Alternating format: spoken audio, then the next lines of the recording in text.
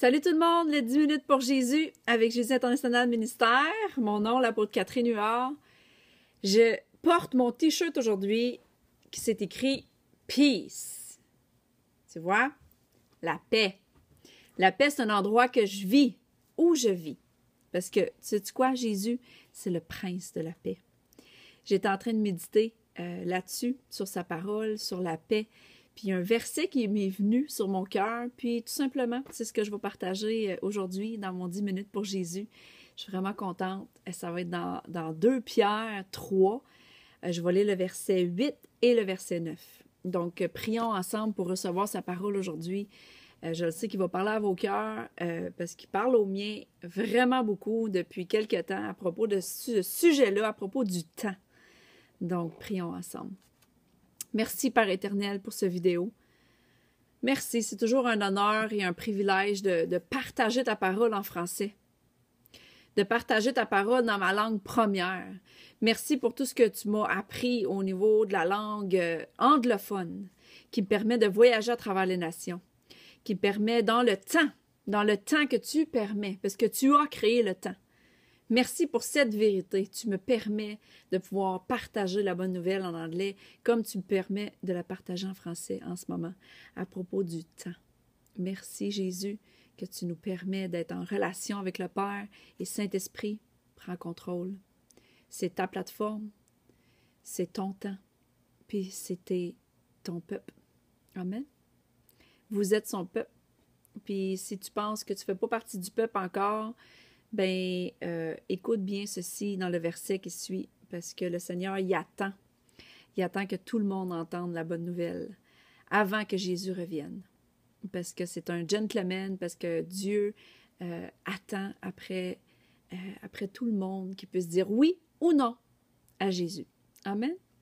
Donc, regardez la bonne nouvelle ici à propos du temps, parce qu'une chose que j'ai remarqué, c'est que souvent, pas souvent, je ne veux pas faire cette déclaration-là, mais parfois, on peut perdre la paix à cause qu'on pense qu'on manque de temps, à cause qu'on pense qu'on n'aura pas assez d'heures de sommeil, ou qu'il y a des choses qui n'arrivent pas à temps dans nos horaires, ou on se sent coincé par le temps, ou on trouve même le temps long parfois.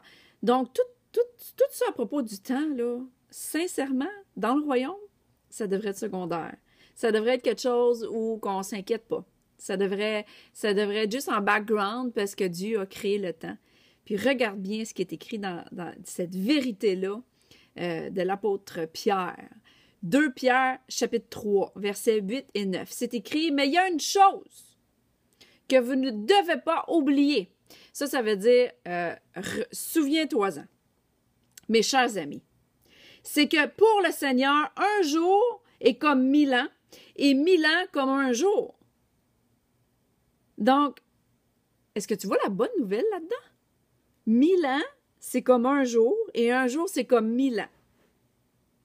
Tu sais, là, la sainte parole, la parole de Dieu, là, cette parole-là, là, tu peux la lire, puis passer à côté de cette vérité-là, comme si de rien n'était, ou la méditer, la croire, puis te l'approprier, puis laisser cette révélation-là transformer ta vie.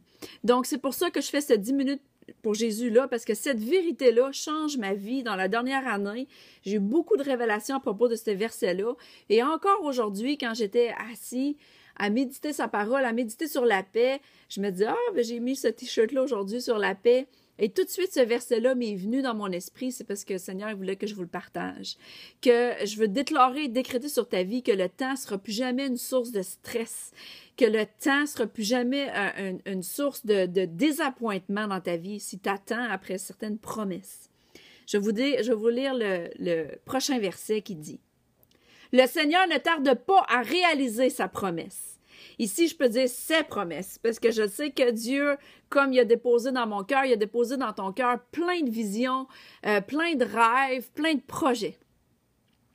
Comme certains le pensent, mais il use de patience envers vous, car il ne veut pas qu'il y ait aucune perte, mais au contraire, il veut que tous aient l'occasion de se détourner du mal.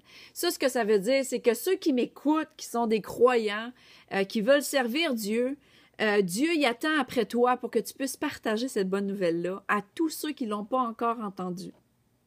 Puis si tu m'écoutes en ce moment, puis tu sais pas trop, tu as peut-être déjà entendu parler de Dieu ou tu connais pas du tout la vérité à propos de la Bible, tu n'as jamais lu la Bible, tu n'as jamais su qui était vraiment Jésus, tu as juste une image de religion là-dedans. Je peux te dire une chose, Dieu y attend. Il attend que tu aies une révélation, puis que tu puisses choisir. Puis comment tu peux choisir? Ben c'est sûr, il faut que tu te mettes le nez dans la Bible, puis que tu cherches, tu fais tes propres recherches pour toi-même, et que tu vois les preuves historiques, scientifiquement prouvées, de toute l'histoire de Jésus, tu sais. Parce que Jésus est vraiment mort pour toi, pour que tu aies la paix, pour que tu sois réconcilié avec le Père en haut, puis que tu aies un choix à faire, que tu dises oui ou que tu dises non. Fait que c'est ce que ça dit dans le verset 9, mais dans le verset 9, Dieu m'a parlé des plus profondes révélations que ces promesses-là, ils ne tardent pas à venir. Donc, ce n'est pas une question de temps. Pour ceux qui me connaissent, il y a certains dossiers en ce moment dans ma vie où je suis en attente, mais je suis pleine d'espérance. Pourquoi? Parce que Dieu a créé le temps. Et comme il vit en moi, je vis en lui, ben, je suis pas contenue dans une boîte de temps non plus. Même si le temps avance, je le sais que je vais avoir une famille. Même si le temps avance, je le sais que ma destinée de travailler dans le cinéma va arriver. Il y a plein de promesses